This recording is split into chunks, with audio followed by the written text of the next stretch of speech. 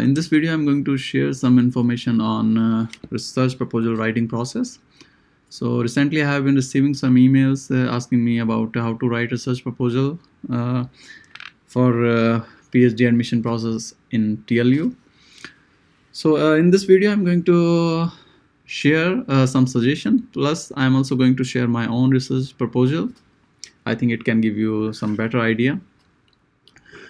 So to start, I will suggest you to first identify which are the good conferences and publication venue in your research area.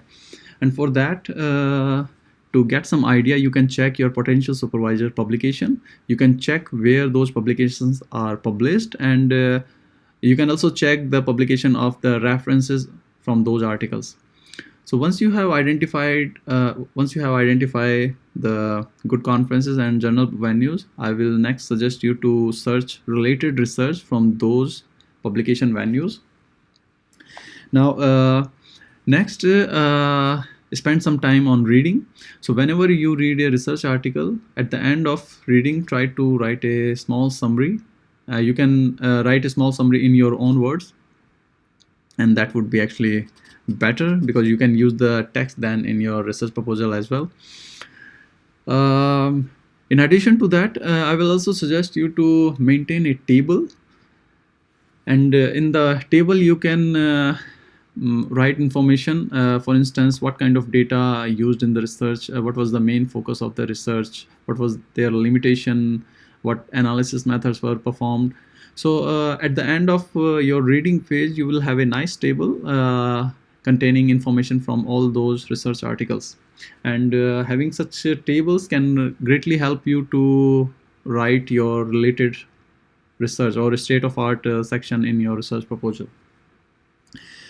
So next step, once you are done with your reading phase, you have, let's say, read 20 to 30 research article. You prepared a nice summary for each article. You have a table containing information from all those articles. Next, I will suggest you to synthesize this information. Now, what does that mean? So instead of providing information for each research article separately, like this research article, authors did this, they use this data. Instead of writing in this manner, I will suggest you to write in a synthesized manner, and by that I mean try to have an overall picture, overall view of the research article you have read.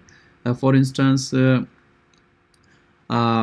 if most of the research article have used a particular analysis method, you can write in your research proposal that the majority of the research papers you have read, they have used a particular analysis method, while the rest of the people are using blah blah blah. So in this way you can synthesize the information. And here I would like to mention my own experience. So when I submitted my first draft to my supervisor, so what I did, I simply added a summary for each research article in the state of art. Then my supervisor suggested me to not to do that, and he instead suggested me to synthesize this entire information and prepare a summary. So then in the next draft, I did that, and this is my research proposal which I submitted for the PhD admission.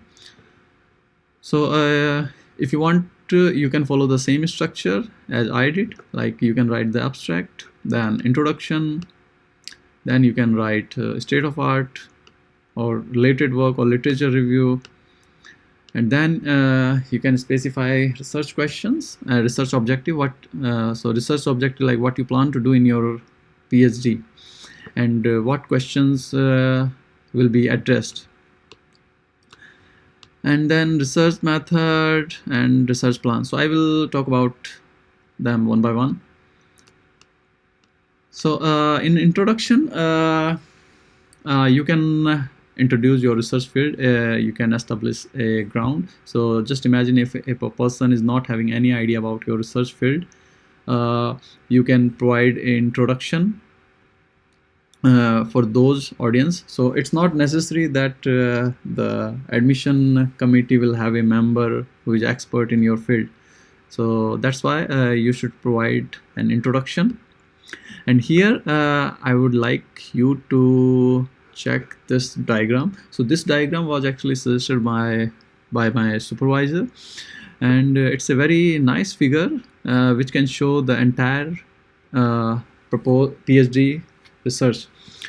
So it has component like context, which says like what is the research context, then objective, having one big objective which is divided into small sub objective, and then contribution, which shows like what will be the potential, what will be the research contribution from the proposed research, and evaluation.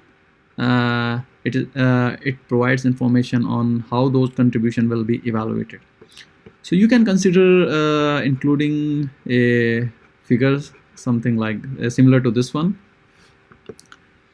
Now coming to the next section, so state of the art. So as I previously mentioned, you can write your synthesis here, and if you want to include your table having those information, feel free to include that as well.